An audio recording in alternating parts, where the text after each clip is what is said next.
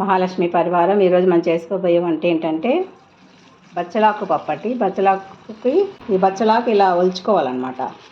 ఇలాగా లేత కాడలు వేసుకోవాలండి. ఇట్లా ముదురు కాడలు వేసుకోకూడదు, బాగోదు. దీనికి కావాల్సింది పచ్చిమిరపకాయలు ఒక 10, ఒక ఉల్లిపాయ, ఒక టమాటా, ఒకటే చాలండి, ఎక్కువ వేయకూడదు. నిమ్మకాయ అంత సైజులో చింతపండు, దానికి ఉప్పు, పసుపు, కారం.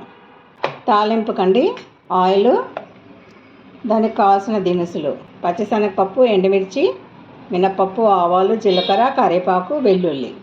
తాలింపుకండి శుభ్రంగా 4-5 సార్లు కడిగి పెట్టుకున్న బచ్చలాకు, దానికి కావాల్సిన కందిపప్పు ఒక కప్పు అండి. ఒక కప్పు కందిపప్పుకి 3 గ్లాసులు నీళ్ళు పోసుకోవాలి. శుభ్రంగా కడిగి పెట్టుకున్నాం కదండి 3-4 సార్లు. ఇప్పుడు కొలతగా నీళ్ళు పోసుకుందాం. మిక్సీ పట్టుకుందామండి.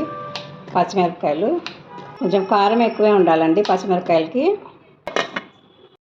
ముందుగా ఉల్లిపాయలు వేసుకుందామండి, తర్వాత టమాటాలు, పచ్చిమిర్చి పేస్ట్ చేసుకున్నాం కదా అది.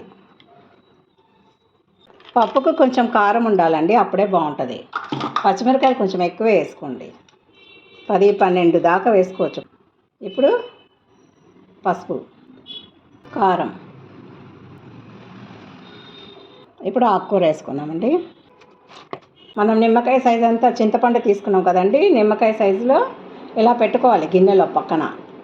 విడిగా పెట్టుకొని మనం మెత్తగా ఉడికిపోతుంది కదండి, ఇలా అని జల్లెడలో చేసుకుని వేసేసుకోవచ్చు. అప్పుడు అడ్డం తగలకుండా బాగుంటుంది అన్నమాట. పొయ్యి మీద పెట్టుకుందామండి.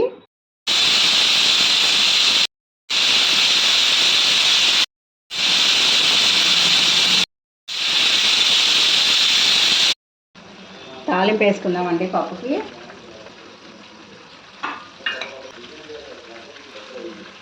ఆవాలు, మినపప్పు, కరివేపాకు, ఎండుమిర్చి, వెల్లుల్లిపాయ అండి.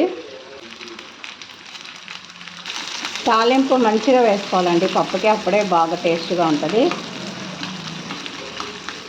చూడండి ఇలా ఉడికింది కదా, ఇలా పెట్టుకున్నాం కదా మనం చింతపండు. ఇలా పెట్టుకున్నది మన జాలీలో వేసేసుకోవాలి.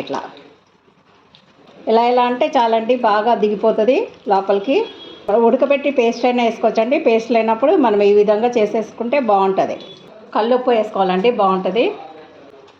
మెత్తగా నలుపుకుందాం.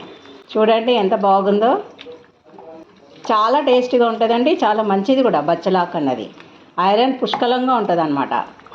లేడీస్కి కాపరు, ఐరను చాలా మంచిదండి. మోకాలు నొప్పుల వాళ్ళకి, గుజ్జు అరిగిపోయిన వాళ్ళకి చాలా బాగా పనిచేస్తుంది ఈ బచ్చలాకు. తాలింపు వేసుకుందామండి.